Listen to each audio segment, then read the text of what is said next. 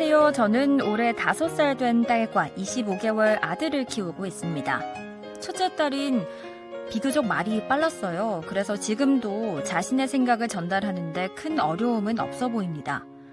그런데 25개월이 된 아들은 어찌 된 일인지 말문이 잘 트이지 않아 걱정이에요.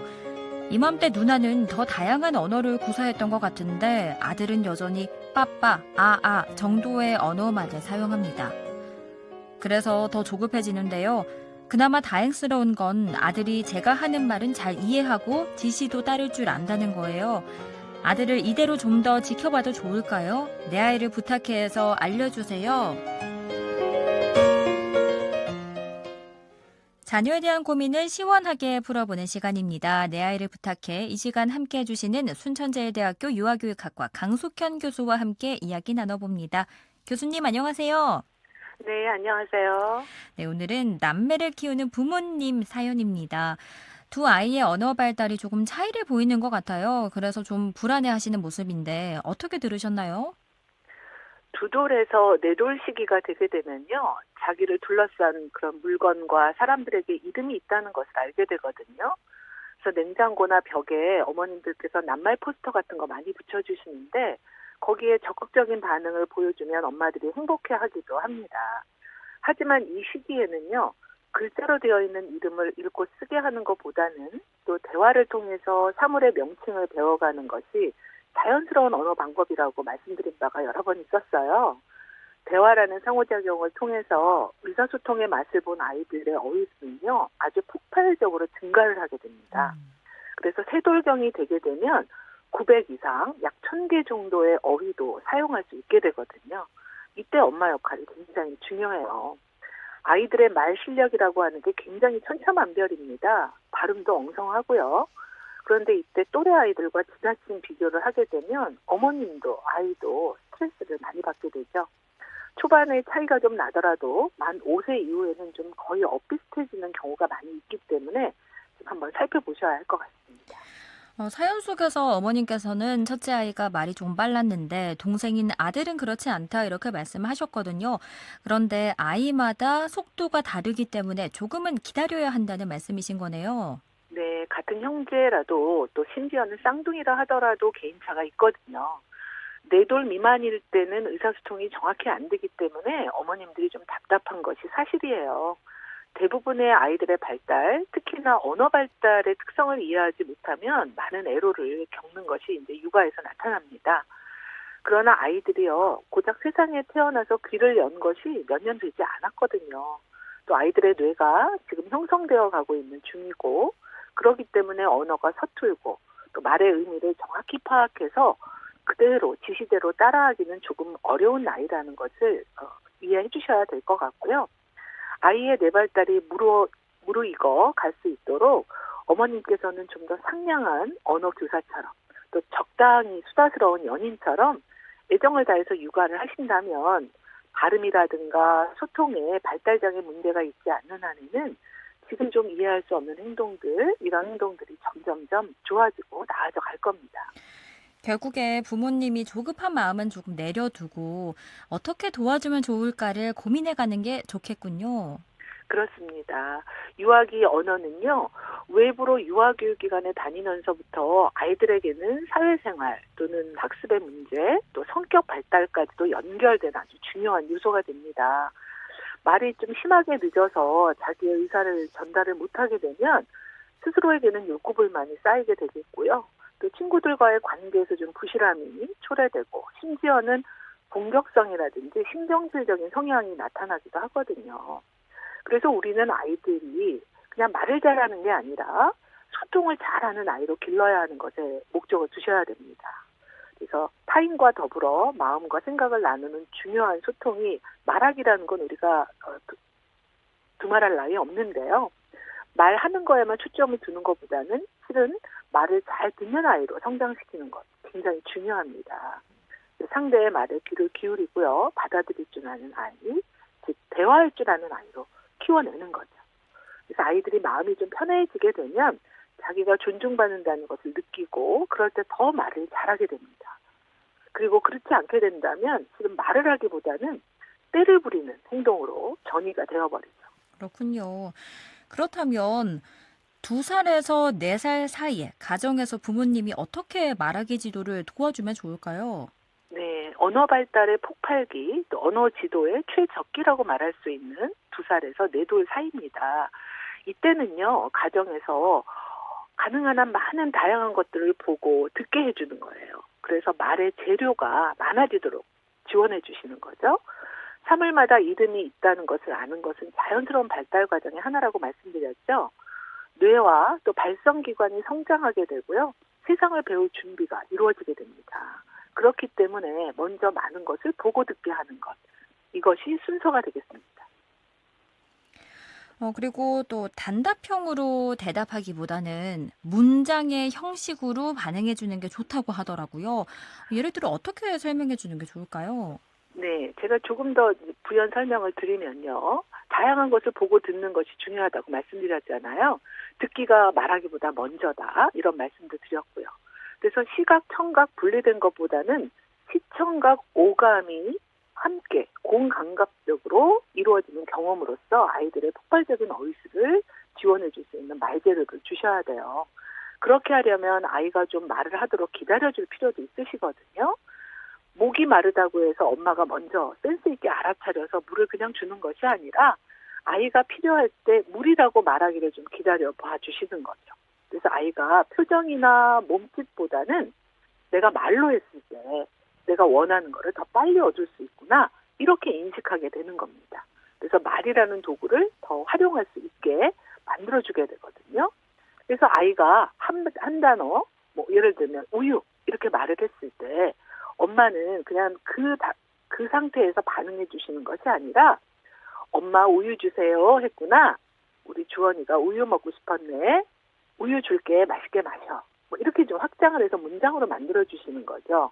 그리고 또 조금 더 이제 성장하게 되면 우유를 많이 마시면 키도 많이 클 수 있어. 이렇게 살을 붙여 주시는 거. 이런 것들이 아이들에게 되게 도움이 되겠습니다. 그래서 너무 많은 정보를 주라는 것이 아니고요. 정확하게 기본 완성 문장을 할 수 있는 정도. 이 정도의 모델링이 되어주시면 아이들은 중요한 그 말하기의 모델을 곁에 두는 셈이 되겠죠. 그리고 또 언어 교육과 말의 버릇들이기도 함께 하는 게 좋다면서요. 그렇습니다. 언어 교육과 말의 버릇들이기가 함께 이루어지는 것이 중요한 이유는요.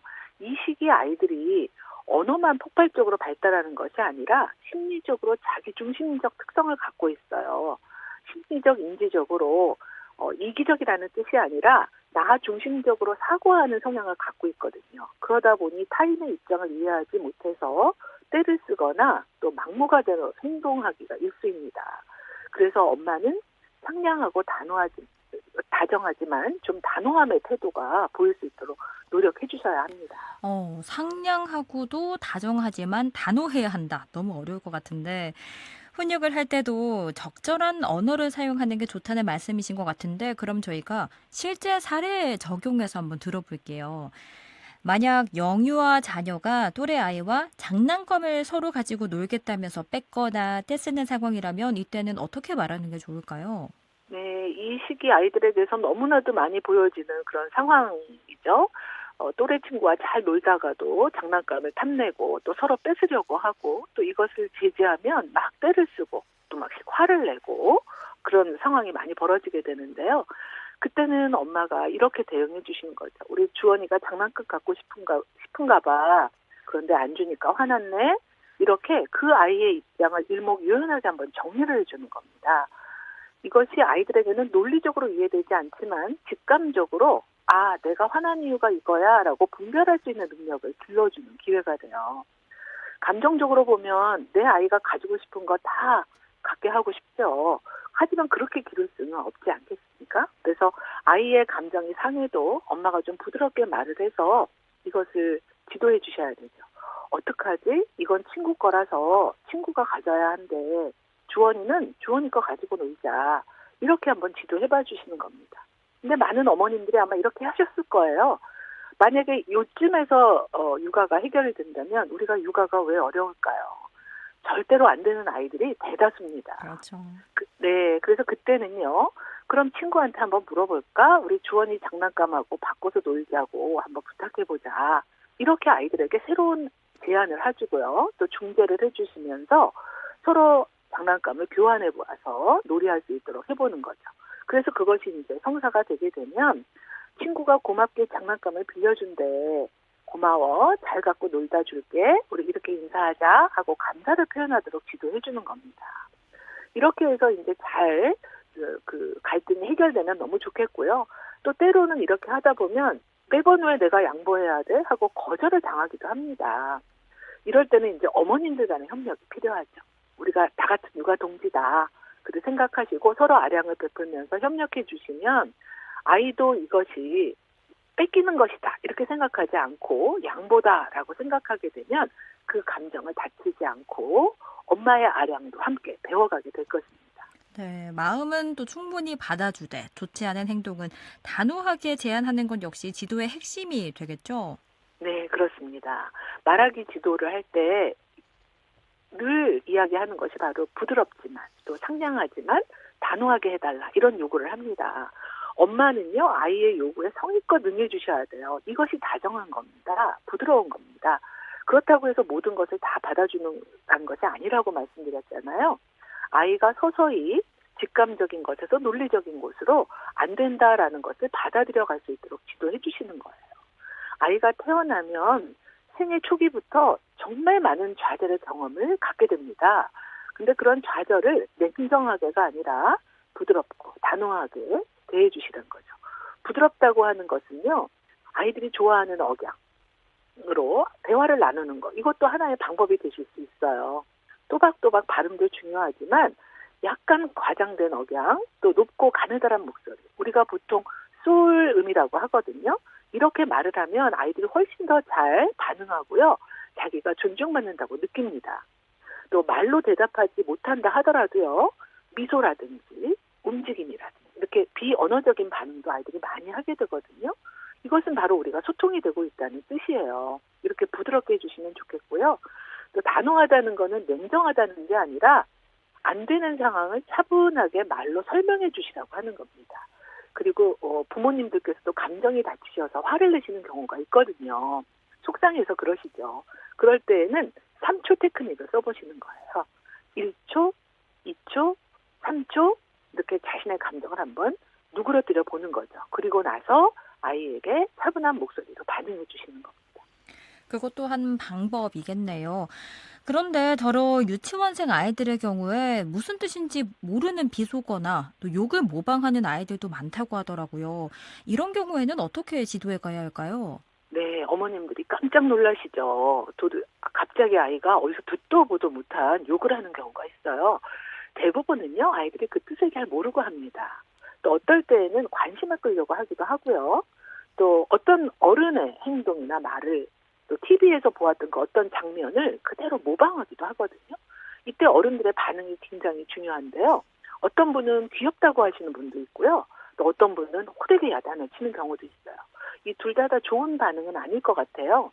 부드럽고 단호한 반응 이때 필요합니다. 그래서 그게 무슨 뜻인지 알아? 좋은 말은 아닌데 그 대신 이렇게 말해보면 어때? 뭐 아이들이 아이씨, 뭐 에라, 뭐 이렇게 할 때요. 아이 참 이렇게 말해보면 어때? 하고 제안을 해주셔도 좋고요. 엄마는 이렇게 나쁜 말을 쓰는 아이와는 이야기할 수 없어 하고 단호하게 표현해 주시는 것도 하나의 방법입니다. 그리고 이제 그걸로 끝내시면 안 되고요. 아이가 즐겨보는 그런 뭐 영상이라든가 TV, 또 아이가 놓여있는 생활 환경을 좀 둘러보셔야 돼요. 그리고 요즘 뭐 어떤 스트레스를 받는 것은 없는지, 또 아이를 둘러싸고 있는 성인들의 말 태도와 버릇은 어떤가, 뭐 당장 나의 말은 어떤가 한번 되돌아볼 그럴 필요가 있겠습니다.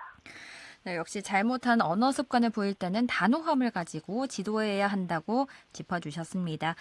오늘 말씀은 여기까지 듣겠습니다. 오늘 말씀 고맙습니다. 네, 감사합니다. 지금까지 순천제일대학교 유아교육학과 강숙현 교수와 함께했습니다.